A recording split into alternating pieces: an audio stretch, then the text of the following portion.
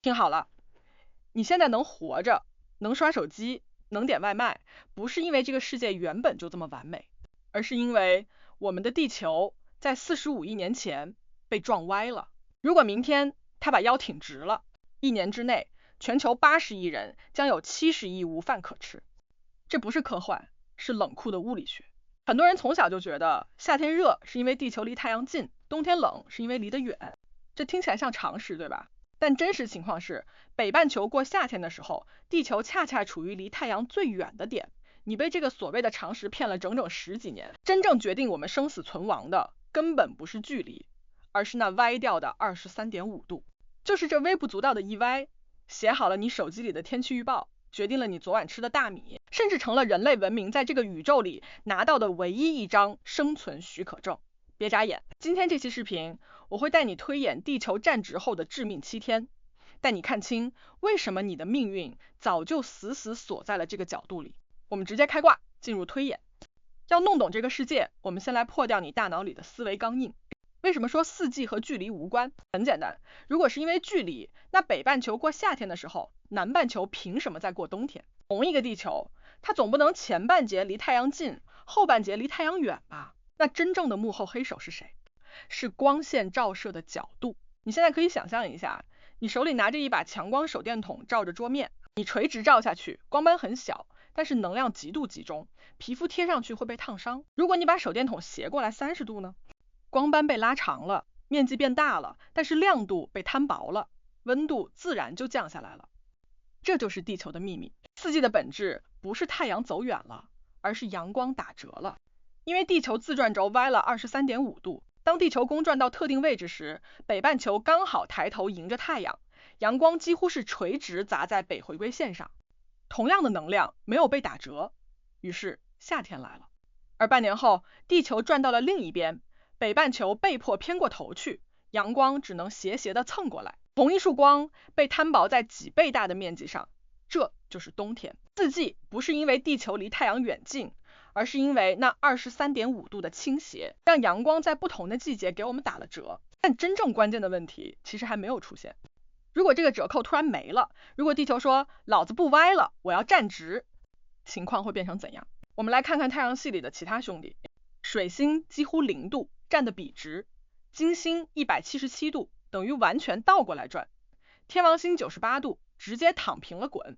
地球的23.5度看起来平平无奇，但如果你把这个倾角稍微调大一点，调到像天王星那样，地球的一个半球会连续晒半年的太阳，另一个半球则被丢进半年的黑夜。白天那一面温度能飙升到水的沸点以上，黑夜那一面连大气都能冻成雪花飘下来。这种极端温差下，地表不可能出现稳定的液态水，没有水就绝不可能出现生命。那如果把倾角调小，调到0度，让地球彻底站直呢？这看起来很完美，对吧？太阳永远直射赤道，各过各的，互不干扰。但物理学推演的结果是，生物圈会在1年内连环崩塌。第一个倒下的叫做季风。你知道亚洲的季风是怎么来的吗？夏天，巨大的大陆被太阳晒得滚烫，热空气上升，把印度洋上湿润的水汽死死吸过来，这才有了雨水。如果地球站直了，太阳永远直射赤道，纬度之间的温差被彻底锁死，温差一死，季风熄火。这意味着恒河平原不降雨了，长江中下游没有梅雨季节了，东南亚的稻米产区彻底沦为荒漠，这里养活了全球1半以上的人口。你昨晚吃的那碗米饭，它的底层通电程序在这一秒被彻底拔掉了。现在我们把这个过程用高倍速播放。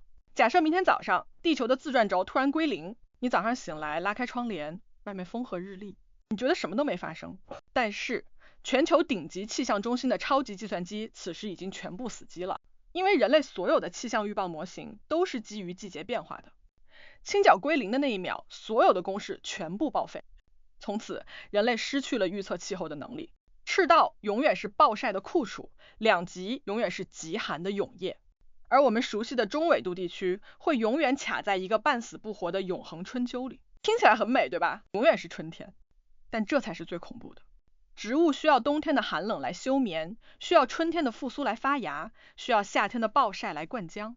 没有了季节的更替，小麦不知道什么时候该结穗儿，果树不知道什么时候该开花。全球70%的可耕种土地在第1个月内全部丧失生产力，能种地的地方被压缩成了赤道两边2条极度狭长的黄金线。80亿人要抢这30%的土地去种粮，到了这一步，什么房贷、股票、银行账户全变成了废纸。国家之间的冲突不再是外交谈判，而是为了最后一口粮食的生存战争。如果地球倾角归零，人类很难活过3代人。听到这里，你可能会出一身冷汗，然后庆幸还好地球现在还歪着。但你有没有想过，这个23.5度的倾角是怎么来的？它不是谁精确计算出来的，也不是上帝调好的参数，而是一场宇宙车祸的遗物。